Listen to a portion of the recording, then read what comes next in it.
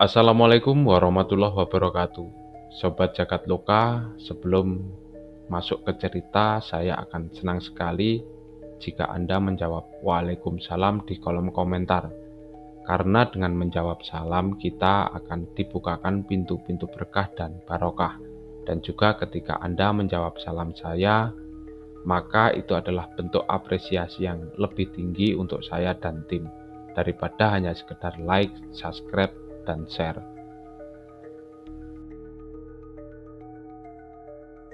Baik Sobat Jagat Loka, ini adalah cerita dari Yongki. Yongki ini punya teman namanya Edo. Mereka adalah dua sahabat lama yang sudah berteman sejak zaman kuliah. Yongki saat ini bekerja sebagai fotografer lepas yang sering mengambil gambar untuk majalah dan juga dokumentasi untuk tempat-tempat yang terbengkalai. Sementara itu, Edo adalah seorang jurnalis di salah satu media online di kota Surabaya. Dia sering menulis tentang sejarah dan misteri kota. Nah, mereka ini pertama kali bertemu memang saat sama-sama menjadi anggota klub jurnalistik di kampus waktu itu. Kecintaan mereka terhadap cerita-cerita misteri ini dan tempat-tempat yang bersejarah membuat mereka sering bekerja sama dalam berbagai proyek. Dan saat ini mereka sudah lulus, mereka sudah bekerja di bidangnya masing-masing. Dan pada tahun 2016, Edo ini mengajak Yongki untuk menyelidiki sebuah bangunan tua yang konon mempunyai kisah misteri di pinggiran kota M di Jawa Timur. Bangunan itu adalah bekas pabrik gula yang sudah lama terbengkalai sejak puluhan tahun yang lalu. Nah, menurut rumor, banyak cerita itu para pekerja di sana yang dulu meninggal karena kecelakaan kerja. Dan sejak saat itu, tempat pabrik gula itu terkenal menjadi lebih angker. Singkat cerita, malam itu mereka berdua janjian dan tiba sekitar pukul 10 malam. Di depan pabrik itu udara sudah terasa mulai dingin. Ada kabut-kabut tipis yang menyelimuti area sekitar pabrik. Terlihat dari luar, pabrik itu memang sudah lama terbengkalai. Nah, pabrik ini berdiri megah namun terlihat kusam tampak dari luar, dengan dinding-dinding berlumut dan jendela-jendela pecah yang terlihat seperti kosong. Yongki ini berkata sama Edo, "Ini gila Do, kenapa kita harus masuk malam-malam begini?" kata Yongki. Nah, si Edo ini tertawa kecil. "Justru ini yang bikin seru," kata Edo. "Kalau siang kan nggak ada tantangan. Lagian kalau ada sesuatu yang aneh, kita bisa langsung dokumentasikan." Edo berkata seperti itu kepada Yongki memang untuk menghibur Yongki. Nah, lalu mereka ini masuk melalui celah pagar besi yang sudah berkarat. Begitu mereka melangkah ke dalam, aroma lembab ini langsung menusuk hidung mereka. Lantai dipenuhi puing-puing dan serpihan-serpihan kayu yang sudah lapuk. Yongki ini mulai berjalan dan mulai memotret, sementara Edo merekam dengan ponselnya. Setelah beberapa menit berjalan, mereka ini tiba di ruang produksi utama. Mesin-mesin tua itu terlihat memang sudah berkarat, tapi masih ada di tempatnya. Kondisinya tidak terawat dan seperti ada bekas yang terbakar. Namun, ada sesuatu yang membuat mereka merinding. Di salah satu sudut ruangan, terlihat ada tumpukan karung tua yang terlihat seperti bergerak. Nah, si Yongki ini bergumam, "Angin kali," gitu. Meskipun dalam hatinya ini ragu. Si Edo mengarahkan kameranya ke tumpukan karung tua tersebut, dan saat itulah mereka mendengar suara aneh. Samar-samar ini mereka mendengar seperti ada banyak orang yang merintih kesakitan. Mereka ini langsung bertatapan, berhadapan-hadapan. Edo ini bertanya kepada Yongki, "Kamu dengar nggak, Ki? Itu, coba dengarkan." Si Yongki ini hanya mengangguk. artinya dia memang juga mendengar suara tersebut. Nah, perlahan dia menyorotkan senter dan kamera ke arah tumpukan karung tua itu. Di situ terlihat memang tidak ada apa-apa. Namun tiba-tiba suara langkah kaki terdengar dari atas, dari lantai 2. Mereka menoleh ke lantai 2, tempat kantor pengawas pabrik. Dalam cahaya yang remang-remang hanya ada senter yang mereka pegang. Mereka ini melihat sosok seperti samar, tapi berdiri di balkon, seperti seseorang yang sedang mengawasi mereka. Edo ini mencoba memberanikan diri. Mereka tidak melihat apa-apa. Sekejap kemudian pintu besi di belakang mereka itu tertutup sendiri dengan suara menggelegar. Brang! Tanpa pikir panjang mereka ini berdua langsung berlari menuju pintu keluar. Dengan nafas yang tersengal-sengal mereka akhirnya berhasil keluar dari pabrik dan berlari menuju motor mereka. Singkat cerita, mereka sudah kembali ke rumah dan kejadian itu membuat mereka itu penasaran. Edo ini mencoba melihat kembali rekaman yang ada di ponselnya. Nah, di situ ada satu foto buram menunjukkan bayangan hitam berdiri di ujung ruangan tempat mereka tadi berada. Setelah kejadian di pabrik gula tua itu, Yongki dan Edo ini mencoba melupakan pengalaman mengerikan yang mereka alami. Nah, 1 minggu kemudian mereka itu dikejutkan oleh kabar yang tak terduga. Herman ini seorang teman lama mereka yang juga pegiat atau aktivis sejarah. Tiba-tiba menghubungi Edo. Bro, kamu kemarin ke pabrik tua di kota M ya? Kata Herman.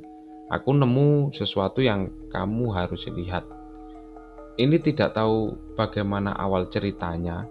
Herman ini tersambung kepada Edo dan Yongki karena mereka berdua sudah memasuki pabrik tua yang ada di kota M tersebut. Lalu singkat cerita, Edo dan Yongki ini segera menemui Herman di sebuah warung kopi di kawasan kota M tersebut. Nah, di atas meja Herman ini tiba-tiba meletakkan sebuah map berisi fotokopi dokumen-dokumen tua. Yongki ini tanya karena penasaran. Ini apa, Man? Ini adalah arsip lama tentang pabrik itu. Aku nemu di perpustakaan kota. Kamu tahu nggak kalau pabrik itu dulunya pernah terbakar? Jadi Herman ini menjelaskan bahwa pabrik tua yang Edo dan Yongki masuki beberapa malam kemarin itu memang pernah terjadi kecelakaan kebakaran. Di tahun 1972 ada insiden kebakaran besar di lantai 2 pabrik yang kalian masuki beberapa malam kemarin. Banyak pekerja yang terjebak di dalam, termasuk seorang mandor bernama Suryo. Dia dikenal sebagai mandor yang sering menyiksa pekerja dan juga konon arwahnya masih gentayangan di sana. Herman menjelaskan tentang pabrik itu kepada Yongki dan Edo. Nah, Yongki ini tiba-tiba merinding. Jadi yang kita lihat di balkon itu bisa jadi dia, tanya Yongki kepada si Edo. Mungkin saja, dan yang lebih seram, satu foto buram yang masih tersisa di ponsel Edo. Jadi Herman ini meminta izin untuk menganalisis lebih dalam foto yang dari ponselnya Edo.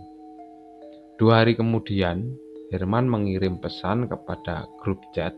Guys, aku nemu sesuatu di foto itu, kita harus ketemu. Singkat cerita, malam itu mereka kumpul di rumah Herman. Dengan ekspresi serius, Herman ini membuka laptopnya dan menampilkan hasil analisis foto dari Edo tadi. Saat diperbesar dan diperjelas, bayangan hitam yang mereka lihat di foto itu bukan hanya satu. Ada beberapa sosok lain yang berdiri di belakang bayangan tersebut. Seolah-olah ada sekelompok orang yang mengawasi mereka dari kegelapan. Yongki ini langsung kaget. Ini gila ini Do. Nah, aku pikir ini bukan cuma arwah Suryo. Ini mungkin ada korban lain yang dulu terjebak dalam kebakaran di pabrik itu, kata Yongki. Seketika itu juga mereka merasakan aura yang mencekam. Mereka bertiga ini sejenak terdiam, seolah-olah menyadari bahwa pabrik itu bukan sekedar pabrik kosong, melainkan kuburan bagi para pekerja yang masih terjebak di antara dunia nyata dan dunia gaib. Setelah menemukan foto yang memperlihatkan banyak sosok misterius di pabrik tua, Yongki, Edo, dan Herman ini mulai merasa ada sesuatu yang belum mereka pahami. Namun kejadian aneh membuat mereka semakin yakin bahwa mereka telah terlibat dalam sesuatu yang lebih besar. Nah, 2 hari kemudian, Edo ini nelpon Yongki dan juga nelpon Herman untuk bertemu di rumahnya. Dari pembicaraan di telepon itu terdengar Edo ini seperti berbicara serius. Setelah mereka semua berkumpul, lalu Edo ini bercerita. Tadi malam itu Edo ternyata bermimpi aneh. Dia bermimpi sedang berada di pabrik tua tersebut.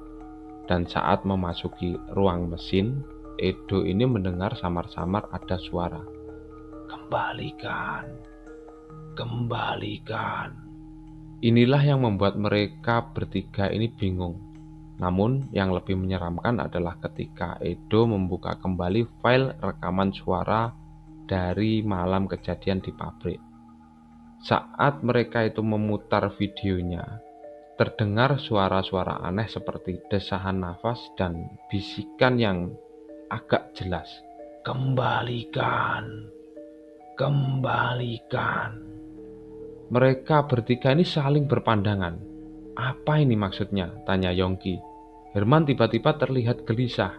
Dia bangkit dari duduknya dan berjalan mondar-mandir ke sana kemari, seperti ada sesuatu yang Herman pikirkan. Lalu tidak lama kemudian Herman ini berkata kepada Edo dan Yongki, "Udah bro, kita harus kembali ke sana lagi," kata Herman. Akhirnya singkat cerita mereka bertiga kembali ke pabrik pada malam berikutnya. Nah, kali ini Herman membawa sesuatu. Sebuah buku tua yang dia temukan di arsip kota. Buku itu berisi daftar-daftar dan juga semacam catatan-catatan sebelum pabrik itu terbakar. Nah, saat mereka tiba di sana, suasana itu terasa lebih mencekam. Angin bertiup kencang dan tiba-tiba suara-suara aneh ini mulai terdengar, seperti langkah kaki. Terus ada juga tiba-tiba mendengar suara benda-benda jatuh dari arah kiri mereka, dari kanan. Tapi mereka ini mencoba untuk memberanikan diri. Nah, saat berjalan beberapa langkah, tiba-tiba terdengar sesuatu yang jatuh dari arah kiri mereka. Edo lalu mengarahkan lampu senternya dan dia menemukan sebuah buku. Buku ini kusam, warna kertasnya sudah tidak putih lagi. Tidak tahu kenapa buku ini tiba-tiba terjatuh. Dan mereka mencoba membukanya. Setelah dibuka ternyata buku itu adalah daftar pekerja pabrik. Dari sinilah mulai terungkap. Ketika Edo membuka daftar nama dalam buku tersebut, tiba-tiba menyoroti sebuah nama, Suryo Atmojo. Nah, Yongki dan Edo ini menatap Herman dengan pandangan yang agak bingung. Mereka bertanya, "Itu kan nama belakang kamu kan?" Tanya Yongki kepada Herman. "Iya, itu nama kakek aku." Si Herman ini menyatakan bahwa memang Suryo Atmojo adalah nama belakang mereka, nama belakang keluarga mereka. Sejenak mereka ini terdiam. Nah, Herman memang belum pernah menceritakan tentang keluarganya dan fakta bahwa kakeknya memiliki hubungan dengan pabrik ini. Inilah kenapa Herman juga pengen ikut menyelidiki atau investigasi bersama Yongki dan Edo di tempat pabrik tua tersebut. Herman lalu menunjukkan buku yang dia bawa, sebuah catatan kecil dari tahun 1972. Dan ternyata di catatan itu tertulis bahwa para pekerja ini akan balas dendam kepada Suryo, yaitu kakek dari Herman tersebut. atas perlakuan kasar dan kejamnya terhadap para pekerja. Jadi Suryo Atmojo ini dikenal para pekerja ini sebagai mandor yang kejam dan kasar. Lalu Edo dan Yongki ini tanya, "Kamu sadar nggak ini berarti kakek kamu bukan korban?" Herman ini hanya mengangguk, dan dia lalu menjawab, "Ya, kakek aku bukan korban, tapi dia adalah dalangnya." Tiba-tiba saat mereka bertiga ini berdiskusi, tiba-tiba pintu besi di belakang mereka itu tertutup sendiri dengan keras. Brang! Angin seperti berputar-putar dalam ruangan. Lalu di lantai 2 ada sosok bayangan yang pernah mereka lihat yang sebelumnya itu muncul kembali. Kali ini lebih jelas, seorang pria tua dengan wajah menghitam seperti tubuhnya ini gosong. Tanpa pikir panjang mereka ini kaget lalu berlari menuju pintu keluar. Herman merasakan tubuhnya ini terasa berat, seolah-olah ada sesuatu yang menarik kembali ke dalam pabrik. Yongki dan Edo harus menarik Herman ini dengan paksa keluar dari pabrik tersebut. Setelah Yongki dan Edo ini menarik Herman dengan sekuat tenaga, Herman ini akhirnya bisa keluar dari pabrik itu. Lalu mereka langsung pergi meninggalkan pabrik tersebut. Sejak kejadian di pabrik tua itu, beberapa hari kemudian Herman ini mulai mengalami gangguan aneh. Dia sering bermimpi buruk tentang kebakaran dan terbangun dengan tubuh yang berkeringat, lalu mencium seperti bau asap meskipun tidak ada sumber api. Itu terjadi hampir setiap malam. Berita ini terdengar oleh Edo dan Yongki. Mereka mulai khawatir, lalu mereka datang ke rumah Herman dan mendapati Herman ini dalam kondisi yang lebih buruk dari sebelumnya. "Kamu harus cerita sama kita, Man," kata Yongki. Herman ini dengan mata yang lelah, dia menjawab, "Aku setiap malam mimpi kembali ke pabrik itu. Aku jalan di lorong-lorong dan mendengar suara orang berteriak.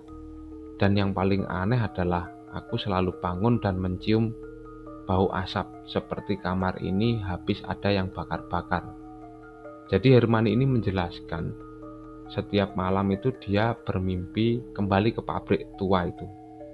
Dan ketika Herman bangun ini, Herman ini mencium seperti bau asap, seperti ada yang bekas membakar sesuatu di kamar Herman, tapi tidak ada apa-apa. Lalu Edo ini berkata, "Itu bisa jadi sugesti, Man. Jangan dipikir terlalu ekstrim, terlalu berlebihan," kata Edo. Lalu si Herman ini anehnya dia menunjukkan sesuatu di pojok kamarnya.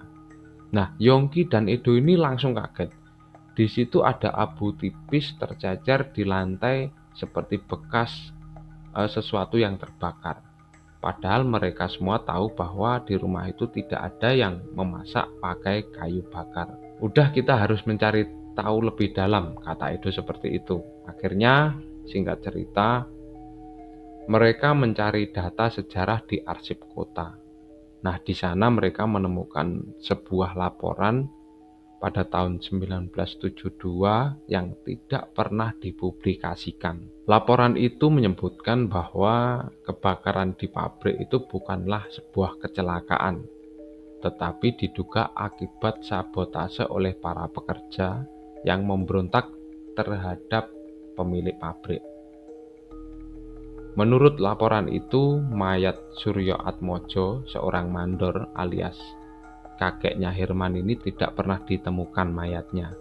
Nah, malam itu karena kecapean dia langsung tertidur dan dia bermimpi di pabrik itu lagi. Dan ketika Herman itu tidur, dia bermimpi lagi dan ada suara-suara aneh. "Kembalikan, kembalikan." Namun ketika dia bangun, sesuatu aneh ini terjadi. Seluruh lantai di kamar Herman ini dipenuhi abu-abu hitam, jauh lebih banyak daripada sebelumnya. Lalu esok harinya Herman tanyalah kepada ayahnya. Nah, si ayah ini sebelum menjawab dia terdiam agak lama. "Dulu kakekmu membawa sesuatu dari pabrik yang sebelum kebakaran." sebuah benda yang seharusnya tidak pernah dia ambil, kata ayahnya. Lalu Herman ini bertanya dengan penasaran, maksud ayah itu benda apa? Lalu ayahnya ini menjawab, jam saku. Itu bukan milik kakekmu, tapi milik seseorang yang terbakar di sana. Nah, sebelum meninggal, Suryo Atmojo ini, kakek Herman ini pernah memperingatkan keluarganya untuk tidak menyentuh atau membicarakan jam saku tersebut. Jadi Suryo Atmojo ini mungkin dengan cara otoriter, dia mengambil barang-barang milik pekerja pabrik. Nah, setelah mendengar cerita dari ayahnya, Herman ini mulai menyadari bahwa jawaban dari teror yang dia alami selama ini berkaitan dengan jam saku yang pernah diambil oleh kakeknya. Lalu Herman ini menghubungi Edo dan Yongki. Herman menceritakan semua yang dikatakan oleh ayahnya. Lalu mereka berkumpul di rumah untuk membahas kelanjutan atau solusi dari permasalahan ini. Kalau begitu, benda itu yang menyebabkan semua ini kita harus menemukan dan mengembalikan, kata Edo. Nah, mereka bertiga ini mulai mencari di gudang rumah Herman, tempat menyimpan barang-barang lama keluarganya. Berjam-jam mereka ini menggeledah. Di situ ada tumpukan-tumpukan kayu, ada tumpukan kardus, ada buku-buku yang lama. Mereka buka-buka semua. Mereka bongkar-bongkar barang-barang yang ada di gudang rumah Herman. Lalu mereka ini menemukan sebuah kotak. Jadi menemukan sebuah kotak yang berisi barang tua. Hingga akhirnya di dalam sebuah peti kayu ada sebuah kotak kecil yang sudah berdebu. Mereka menemukan sesuatu di situ. Sebuah jam saku berwarna perak dengan ukiran nama di belakangnya. Nah, saat Herman ini membersihkan debu tersebut dari permukaannya, dia membaca ukiran itu, Darsono 1958. Lalu mereka bertiga ini saling berpandangan. Nama itu terasa familiar. Darsono itu adalah nama salah satu pekerja pabrik yang disebut dalam arsip kota. Jadi Darsono ini adalah salah satu korban kebakaran. Yongki langsung berkata kepada Herman, ini pasti milik dia. Berarti kakek kamu mengambil ini setelah pabrik kebakaran, kata Herman. Edo ini langsung menyahut, oke, kita harus kembalikan ini ke tempatnya. Nah, keesokan harinya mereka bertiga ini kembali ke pabrik tua. Namun kali ini mereka tidak berusaha mencari tahu lebih dalam. Mereka hanya ingin meninggalkan atau mengembalikan jam saku itu ke dalam pabrik dan mengakhiri semua teror tersebut. Di saat mereka masuk, suasana itu lebih sunyi dan lebih terasa dingin dari sebelumnya. Namun tidak ada suara-suara langkah atau penampakan-penampakan yang seperti sebelumnya. Mereka berjalan ke tengah ruangan utama, tempat di mana kebakaran itu terjadi puluhan tahun yang lalu. Nah, Herman ini meletakkan jam saku itu di lantai dan berbisik pelan. Kami mengembalikan apa yang seharusnya bukan milik kami. Nah, setelah beberapa saat menunggu, tidak terjadi apa-apa di situ. Bahkan suara-suara yang mereka dengar di malam-malam yang lalu itu tidak terdengar lagi. Akhirnya mereka pergi meninggalkan pabrik itu. Saat mau pulang, mereka singgah di sebuah warung kecil yang terletak tidak jauh dari pabrik tua tersebut. Warung itu terlihat sederhana dengan rak-rak kayu tua yang penuh dengan makanan dan juga ada kopi saset di situ. Di sana mereka bertemu dengan Pak Darman, pria yang umurnya sekitar 40 atau 45 tahun yang sudah menjadi penjaga warung tersebut sudah lama. Saat mereka sedang menikmati kopi, tiba-tiba Pak Darman, penjaga warung ini tanya, "Mas-mas ini habis dari pabrik itu toh?" Jadi tatapan Pak Darman ini seperti seolah-olah aneh sambil bertanya. Lalu Herman ini menjawab, "Iya Pak, kok tahu?" Lalu penjaga warung ini berkata, "Lah ya tahu motor kalian itu diparkir di depan pabrik itu kok, kan kelihatan dari sini." Nah, Yongki dan Edo ini berpikir inilah kesempatan untuk bertanya. Lalu si Edo ini bertanya, "Pak, Bapak tahu nggak apa yang sebenarnya terjadi di pabrik itu?" Tanya Edo dengan hati-hati. Dan Pak Darman ini sesaat memang terdiam. Setelah merapikan gelas, Pak Darman ini lalu menjawab, "Banyak orang mengira kebakaran itu adalah sebuah kecelakaan atau pemberontakan yang gagal. Tapi tidak ada yang tahu bahwa sebenarnya itu semua adalah permainan licik orang-orang pabrik." Jadi Pak Darman ini mulai bercerita, pada tahun 1972, kondisi para pekerja di pabrik itu sangat buruk. Gaji rendah, jam kerja panjang, dan perlakuan kasar dari mandor yang membuat mereka marah.